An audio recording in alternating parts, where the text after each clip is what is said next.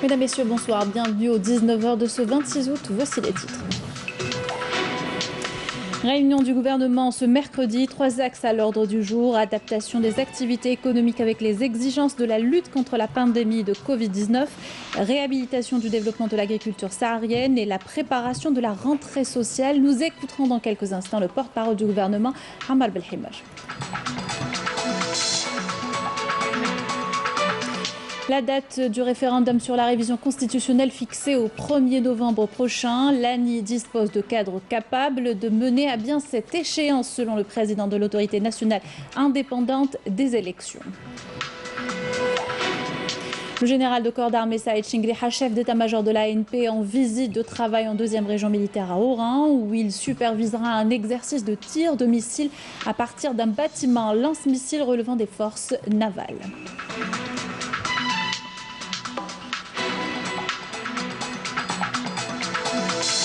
Le manque de liquidité dans les bureaux de poste depuis plusieurs semaines suscite le courroux chez les clients. Les responsables d'Algérie Post évoquent des tensions dues à la pandémie de coronavirus. Le point dans notre journal. 391 nouveaux cas confirmés de coronavirus, 299 guérisons et 9 décès enregistrés ces dernières 24 heures, selon le dernier bilan du comité scientifique de suivi de l'évolution de la pandémie. Bonsoir à tous, je vous le disais en titre, le conseil du gouvernement s'est réuni aujourd'hui sous la présidence du Premier ministre Abdelaziz Jarrad en visioconférence. Plusieurs points étaient à l'ordre du jour. Adaptation des activités économiques avec les exigences de la lutte contre la pandémie de la Covid-19, importance de la réhabilitation du développement de l'agriculture saharienne, la préparation de la rentrée sociale en mettant l'accent sur la coordination totale entre les différents secteurs ministériels. Je vous invite à écouter le ministre de la Communication, porte-parole du gouvernement, Ammar Belhimaj. تضمن اجتماع مجلس الحكومة لنهار اليوم الأربعاء 26 أوت 2020 والذي ترأسه الوزير الأول السيد عبد العزيز جراد بتقنية التواصل المرئي عن بعد، تضمن عددا من النقاط تصب في 3 محاور رئيسية هي: أولا، تكييف عدد من النشاطات الاقتصادية مع مقتضيات محاربة وباء كورونا. ثانيا، التأكيد على حتمية إعادة الاعتبار للتنمية الزراعية الصحراوية. وثالثا وأخيرا، التحضير للدخول الاجتماعي بالتأكيد على ضرورة التنسيق التام بين مختلف القطاعات الوزارية لإنجاح هذا الدخول الاجتماعي. بالنسبة للاهتمام الأول، يتعلق الأمر بالاستجابة إلى حالة الطوارئ التي نتجت جراء جائحة كورونا، وتتمثل أساسا في قرارين. القرار الأول يتعلق بتحديد التدابير الخاصة المكيفة لإبرام الصفقات العمومية في إطار الوقاية من انتشار وباء كورونا، حيث يسمح الطابع الاستثنائي للوضع باللجوء إلى التراضي البسيط والتعامل على أساس الأسعار المتداولة في السوق.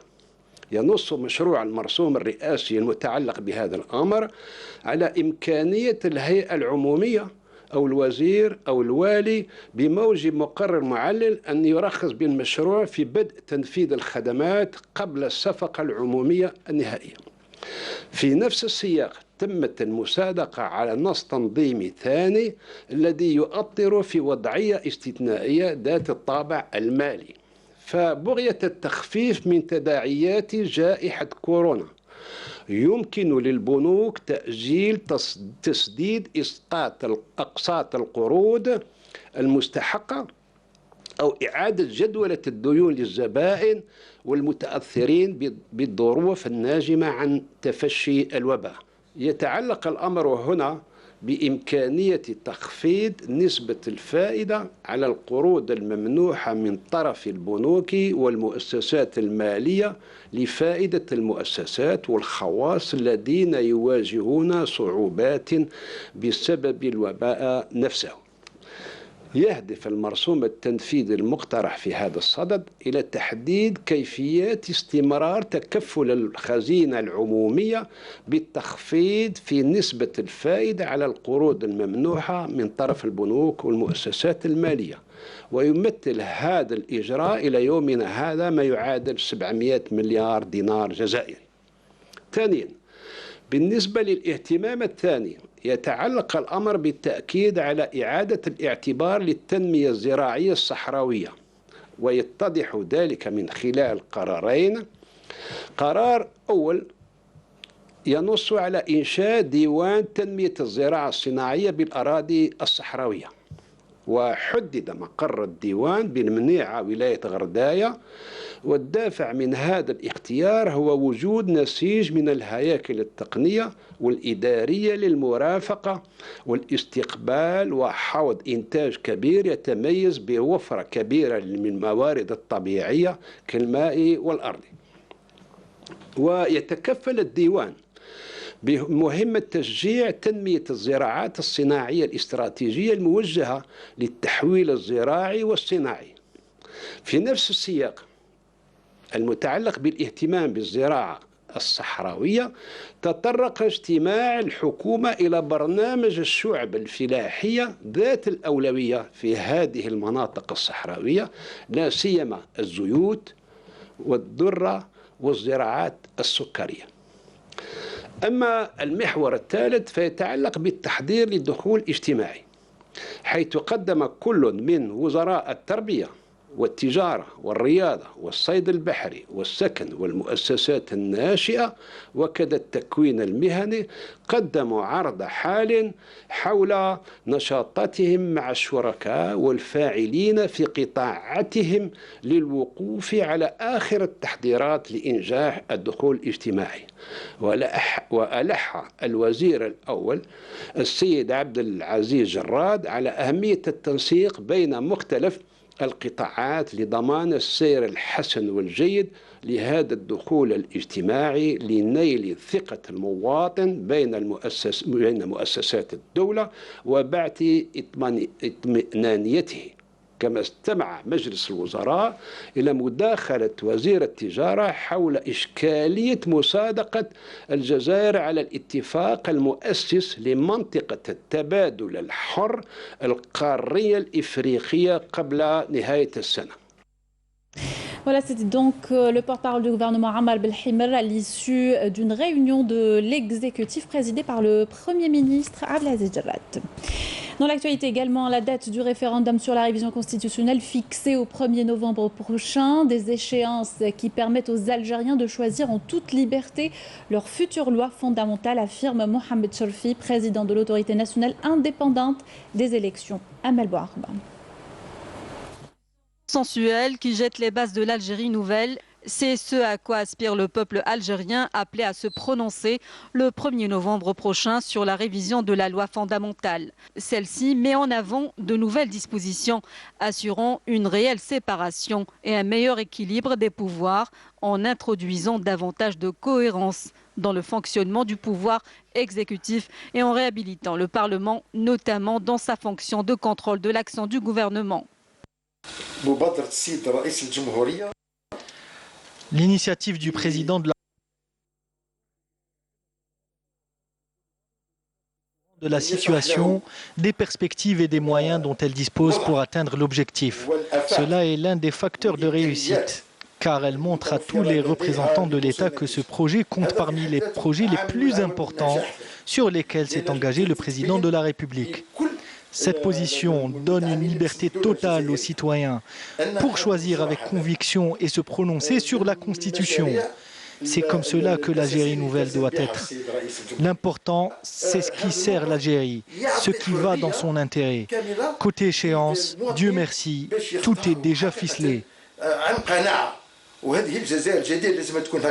Ainsi, dans environ 2 mois, les Algériens pourront choisir en toute liberté s'ils sont oui ou non en faveur de la nouvelle constitution. Conformément à la loi organique de 2016 relative au régime électoral, les électeurs sont convoqués par décret présidentiel 45 jours avant la date du référendum. Le président Abdelmadjid Tebboune a fait de la révision constitutionnelle une priorité absolue dans le sillage du processus de l'édification de l'Algérie nouvelle. Le général de corps d'armée Saïd Chenguelaha, chef d'état-major de l'ANP de l'armée nationale populaire, en visite de travail en 2e région militaire à Oran. Le général de corps d'armée supervisera un exercice de tir de missiles contre objectifs de surface à partir d'un bâtiment lance-missiles relevant de nos forces navales. Compte rendu de cette première journée par Amel Messaïd. À son arrivée, le général de corps d'armée Saïd Chenguelaha, chef d'état-major de l'armée nationale populaire, a été accueilli par le général-major Jamal Hadj Al-Arossi, commandant de la 2e région militaire par intérim. Avant de se rendre à la base navale principale de Mars Al-Kbir, où il a été accueilli par le général-major Mohamed Al-Arbi Haouli, commandant des forces navales.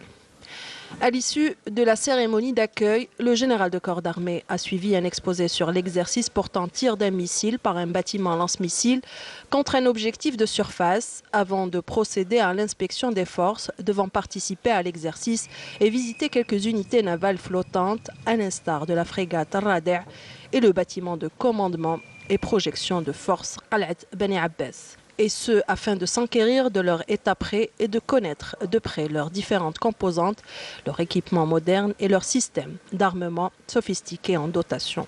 Le général de corps d'armée a ensuite inspecté l'établissement de construction et de réparation navale, où il a visité les différentes infrastructures et ateliers de construction et de réparation des divers types de navires. Dans l'après-midi, le général de corps d'armée, accompagné du général-major Jamal Hadj Al-Arossi, commandant de la 2e région militaire par intérim, s'est rendu au siège du commandement de la région. Il a observé un moment de recueillement sur l'âme du défunt Moudjahid Boudjan Ahmed dit Abbas, dont le nom est porté par le siège de la région, et déposé une gerbe de fleurs devant sa stèle commémorative et a récité la Fatiha sur son âme et sur celle de nos valeureux Chouhada. Ensuite, le général de corps d'armée a tenu une réunion avec les cadres de la 2e région militaire où il a prononcé une allocution d'orientation diffusée à l'ensemble des unités de la région via le système de visioconférence et à travers laquelle il a souligné que la lecture judicieuse des contextes des événements prévalents dans la région ainsi que l'assimilation de la sensibilité des missions à accomplir pour faire face à toute situation d'urgence en protégeant la sécurité de l'Algérie et sa souveraineté nationale requiert toujours la quête permanente des facteurs de force permettant de donner une valeur ajoutée en termes de développement permanent des capacités opérationnelles à nos forces armées. La lecture judicieuse des contextes et des dimensions des événements prévalents dans la région et le monde, ainsi que l'assimilation de la sensibilité des missions que nous devons accomplir, de jour comme de nuit, pour faire face à toute situation d'urgence en protégeant la sécurité de l'Algérie, sa souveraineté nationale, ainsi que son intégrité territoriale et la cohésion de son peuple, nous recommande en permanence une quête sans répit des facteurs de force, permettant de donner une valeur ajoutée en termes de développement permanent des capacités opérationnelles de nos forces armées.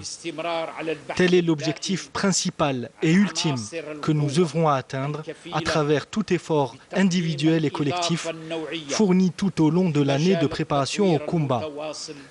À ce titre, nous avons veillé à ce qu'une grande importance soit donnée à l'ensemble des critères disponibles de développement, de modernisation et de réussite, notamment la ressource humaine, dont nous considérons la nécessité de lui accorder l'intérêt et le soin qu'elle mérite, comme la clé maîtresse permettant de répondre aux attentes légitimes du peuple algérien, qui aspire voir son armée avec toutes ses composantes se hisser au plus haut niveau de force et de disponibilité.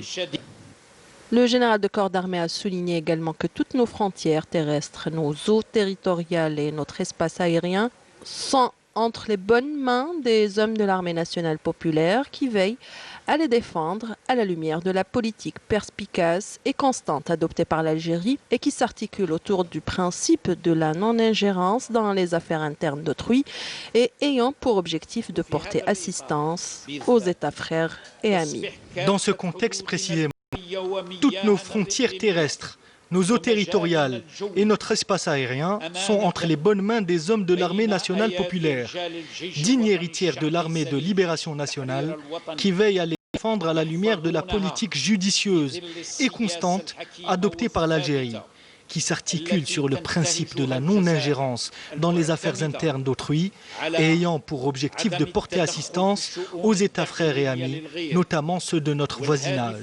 Un soutien à travers lequel notre pays œuvre à faire prévaloir les fondements de la sécurité, de la paix et de la stabilité politique et sociale au niveau des pays voisins que nous considérons comme notre profondeur stratégique qui doit être préservée. Devant cette réalité tangible, il est de votre devoir, dans cette zone, de redoubler de vigilance, d'élever votre sens du devoir, d'assimiler les véritables enjeux de la réussite des missions qui vous sont assignées et d'œuvrer à acquérir les bonnes pratiques de la maîtrise combative et opérationnelle en respectant strictement les programmes de préparation au combat et de l'ensemble des consignes et des instructions adaptées à la nature des missions confiées. À l'issue, la parole a été donnée au personnel pour s'exprimer. File d'attente, difficultés, voire impossibilité de retrait dans certains bureaux de poste. Dans d'autres, les retraits d'argent sont plafonnés. Une situation qui dure depuis des semaines et qui suscite le courroux chez les clients d'Algérie Post. Pas de manque de liquidité selon les responsables, mais des tensions gérables. Reportage de Saïda Mayouf. Bureau de poste de Ruiba ce matin, une longue file d'attente sous un soleil de plomb et une foule qui peine à respecter les mesures sanitaires imposant la distanciation sociale. Le mécontentement est général, manque de liquidité oblige. Toujours la chaîne, toujours c'est le même problème, toujours avec les Guinéens, toujours normalement, ça fait 6 heures que j'attends mon tour. C'est trop. Ça fait au moins 3 mois que ce problème perdure. 2 mois, 3 mois, problème. Autre lieu, mais le constat est toujours le même. Au bureau de poste de Régaya, toujours le manque de liquidité exaspère la foule qui, malgré tout, respecte les mesures barrières à l'intérieur face au guichet. Il ne faut pas dépasser les 80 000 dinars. Avec 200 000 dinars, je retire mes 200 000 dinars. Il m'exige de venir 2 fois, 3 fois. C'est mon argent. Oui, des fois, il n'y a pas d'argent. Mais ça, à chaque fois, qui m'a dit qu'on a ras-le-bol. Un ras-le-bol exprimé tout haut, traduisant une colère et une incompréhension de tous ces tracas occasionnés. Une situation face à laquelle la direction générale d'Algérie Post apporte des éclairages. Je vous donne un chiffre. Par exemple, pour la date du 24 août, donc nous avons reçu de la Banque d'Algérie 10 milliards de dinars et nous avons payé plus de 16 milliards de dinars des clients des comptes CCP. Donc le réseau postal, à travers les différents encaissements auprès des banques ou auprès de nos clients, arrive donc à combler le déficit constaté en matière de retrait au niveau des bureaux de poste à hauteur de plus de 40%. Donc cette baisse est due essentiellement à un problème à la conjoncture économique et sanitaire que connaît le pays à travers une baisse considérable en matière de circulation des liquidités. Afin d'optimiser la gestion des liquidités, un certain nombre de mesures ont été prises à même d'offrir aux clients des solutions alternatives. Plafonnement des opérations de retrait au niveau des bureaux de poste pour pouvoir optimiser la gestion des liquidités et aussi l'utilisation des moyens de paiement scripturaux à travers le chèque certifié, les virements de compte à compte pour permettre aux clients d'avoir des solutions alternatives pour utiliser de moins en moins le cash. Et aussi la généralisation de l'utilisation des moyens de paiement électroniques qui constituent une véritable alternative pour décachiser un petit peu, pour avoir plus de paiement électronique et d'utilisation de moins en moins du cash. Une crise conjoncturelle devant s'atténuer au fur et à mesure que s'opère le retour graduel à l'activité économique, permettant ainsi une plus grande circulation de la liquidité dans la sphère économique. L'opérateur de téléphonie mobile Mobilis modernise ses espaces commerciaux à travers le pays. Un plan national est prévu. Il comprend entre autres ouverture et réhabilitation d'agences pour améliorer le service client. C'est le cas à Tougourt où l'espace Mobilis a été remis à niveau. Bédia mardi. Dans le cadre de sa modernisation et du renforcement de son réseau commercial pour offrir à la clientèle de meilleurs services, l'opérateur de la téléphonie mobile Mobilis a réhabilité son agence au niveau de la circonscription administrative de Tougourt. Cette agence est la première dans le Grand Sud à être modernisée et à répondre aux normes requises en la matière. La direction régionale de Mobilis Ouergla a réouvert l'agence de proximité de Tougourt sous un nouvel aspect moderne qui permet d'offrir de meilleurs services à sa clientèle. Nous espérons être à la hauteur des attentes des clients. Toutes les mesures sanitaires pour éviter la propagation du coronavirus ont été prises au niveau de cette agence commerciale dont les travaux d'extension viennent d'être achevés. Les clients ont affiché leur satisfaction quant au nombre de guichets qui a augmenté, ce qui est pour soulager les longues chaînes qui se formaient auparavant devant l'unique guichet qui accueillait toute la clientèle de cette région.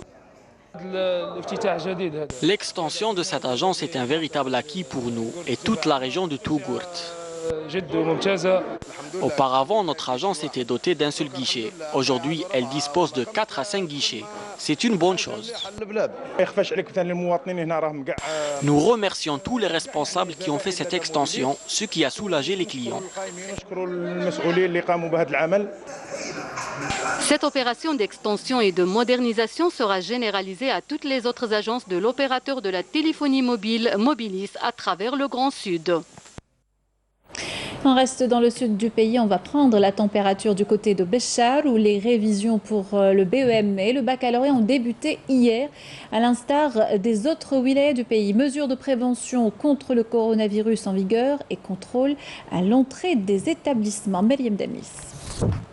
Quelques semaines avant le début des épreuves du baccalauréat et du BEM, et en dépit de la crise sanitaire, les candidats ont pu rejoindre leurs établissements scolaires dans la wilaya de Béchar, où les révisions se déroulent dans des conditions très particulières.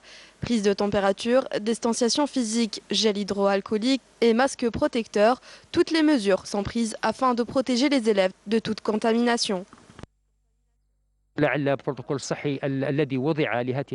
Nous devons respecter les mesures de prévention afin de pouvoir sortir de cette crise sanitaire sains et saufs. Et nous souhaitons la réussite pour nos enfants.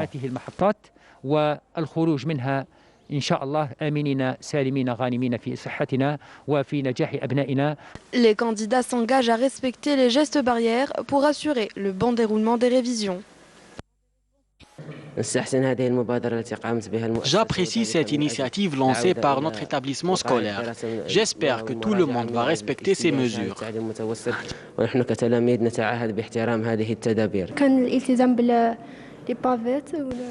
Tous les gestes barrières sont respectés par les candidats. Nous espérons qu'ils vont prendre leurs précautions pour la sécurité de tous. Le nombre des bacheliers enregistrés dans la wilaya de Béchar est de 6260 candidats répartis sur 29 établissements scolaires. En revanche, les postulants au BEM sont estimés à 6669 répartis sur 34 établissements. Situation sanitaire à présent, 391 nouveaux cas confirmés de coronavirus, 299 guérisons et 9 décès ont été enregistrés durant les dernières 24 heures selon le comité scientifique de suivi de l'évolution de la pandémie. Je vous invite à écouter le porte-parole du comité, Dr Jamal Fourar. Pour ce qui est des principaux indicateurs enregistrés au cours de 24 dernières heures, nous avons 391 nouveaux cas, 281 malades hospitalisés au cours de 24 dernières heures, 299 patients guéris, 28 patients en soins intensifs et 9 décès. Avec la notification de 391 nouveaux cas, l'incidence est de moins de 1 cas pour 100 000 habitants au cours de 24 dernières heures. 17 wilayas n'ont pas notifié de cas au cours de 24 dernières heures, 21 wilayas ont notifié entre 1 et 9 cas. Et 10 wilayas ont notifié 10 cas et plus. Pour ce qui est des patients décédés, nous avons 9 nouveaux décès au cours des 24 dernières heures. Pour ce qui est des patients qui ont été hospitalisés durant les 24 dernières heures, leur nombre est de 281 patients. Pour ce qui est des patients qui sont guéris, qui ont donc été traités par le protocole thérapeutique qui est établi, leur nombre est de 29 886, dont 299 sont guéris au cours des 24 dernières heures. Pour ce qui est des patients en soins intensifs, nous avons actuellement 28 patients hospitalisés en soins intensifs. Et comme d'habitude, nous réitérons nos messages pour la population pour rester vigilante, de faire de respecter les règles d'hygiène, de prévention de manière générale et surtout l'hygiène des mains, la distanciation sociale et le port de masque obligatoire en toutes circonstances. On termine avec du sport et football. Le CR Belouizdad reçoit le bouclier de champion d'Algérie de Ligue 1 2019-2020 par le président de la Ligue de football Abdelkarim Medouar lors d'une cérémonie organisée dans les salons du groupe Madar Holding. On retrouve en direct sur place notre journaliste Saïd Fellak. Bonsoir Saïd. Bonsoir Sabrina. En effet, le CR Belouizdad victorieux de cette saison, un championnat assez agité et mouvementé en raison de la crise sanitaire. Le CR Belouizdad, leader du championnat depuis la première journée, a été donc logiquement sacré. C'est aujourd'hui même ici au siège de Madar Holding que le Shabab Riadi de Belouizdad, victorieux donc de son 7e titre de champion, va recevoir dans un moment, dans un instant même, le trophée, le bouclier, annonçant donc sacrant le CR Belouizdad champion d'Algérie pour cette saison 2019-2020. Et pour en parler, nous avons l'immense plaisir d'avoir à nos côtés le directeur sportif du Shabab Riadi de Belouizdad, en l'occurrence Toufiq Qureshi. Toufiq Qureshi, merci d'être avec nous. Vous êtes en direct sur Canal Algérie. Un petit mot sur cette consécration qui n'a pas été facile à voir et à concrétiser en raison, on le rappelle, de la crise du coronavirus. Tout à fait, ce n'est qu'une consécration méritée parce que l'équipe a fourni énormément d'efforts. Leader du championnat depuis la première journée jusqu'à la 22e journée. C'est vrai que ce championnat n'est pas allé à son terme, mais je dirais que c'est une consécration méritée. Le gros mérite, bien sûr, revient au groupe Madar qui a mis énormément de moyens, à nos supporters qui nous ont soutenus et aussi à tous les employés du club, joueurs, staff technique, staff médical qui ont été à la hauteur. Aujourd'hui, nous avons le sentiment du devoir accompli. Bravo et merci à tout le monde. Merci Toufiq. Donc vous l'avez vu, c'est dans un moment, il reste que 5 à 10 minutes avant la remise du trophée. Évidemment, on revient avec plus de détails dans nos éditions futures. J'imagine vers plutôt l'édition de midi le lendemain. On ramènera les images de cette consécration. Merci à vous et merci aux téléspectateurs de Canal Algérie. Merci Saïd Fellak. Je vous rappelle que vous étiez en direct, plutôt vous êtes toujours en direct du siège de Madar Holding, le siège ou plutôt le CR Belouizdad reçoit le bouclier de champion d'Algérie de Ligue 1 2019-2020. Et je rappelle que le président de la Ligue de football professionnel présidera également une cérémonie similaire demain pour honorer l'Olympique de Médéa, champion de la Ligue 2. Ce football toujours est la majorité, plutôt à la majorité, les clubs de la Ligue 1 professionnelle ont opté pour un championnat à 38 journées, choix exprimé parmi 3 propositions de la FAF dans le cadre du changement du système de compétition pyramidale. Par ailleurs, aucune date n'a été arrêtée pour la reprise des entraînements ou encore pour le début de la compétition. Le 15 septembre avancé au cours de la réunion reste une supposition. Seuls les pouvoirs publics sont habilités à trancher sur cette question, précise la FAF. Avec ceci, nous arrivons à la fin de notre journal. Un rapide rappel des titres avant de se quitter. Réunion du gouvernement ce mercredi, 3 axes à l'ordre du jour, adaptation des activités économiques avec les exigences de la lutte contre la pandémie de Covid-19, la réhabilitation du développement de l'agriculture saharienne et la préparation de la rentrée sociale, le compte rendu par le porte-parole du gouvernement, Ammar Belhimar.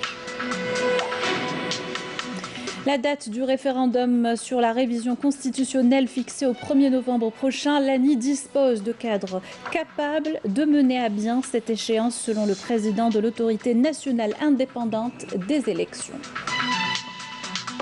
Le général de corps d'armée Saïd Chingriha, chef d'état-major de l'ANP en visite de travail en 2e région militaire à Oran, où il supervisera un exercice de tir de missiles à partir d'un bâtiment lance-missiles relevant de nos forces navales.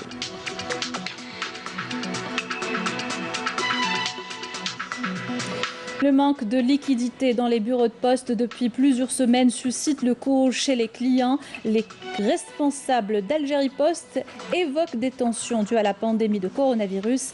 Nous avons fait le point dans notre journal. Et enfin, 391 nouveaux cas confirmés de coronavirus, 299 guérisons et 9 décès enregistrés ces dernières 24 heures selon le comité scientifique de suivi de l'évolution de la pandémie. C'est la fin de notre journal, merci de l'avoir suivi. Vous pouvez le revoir et réagir sur les adresses qui s'affichent en bas de votre écran. Quant à moi, je vous retrouve demain. D'ici là, portez-vous bien sur Canal Algérie.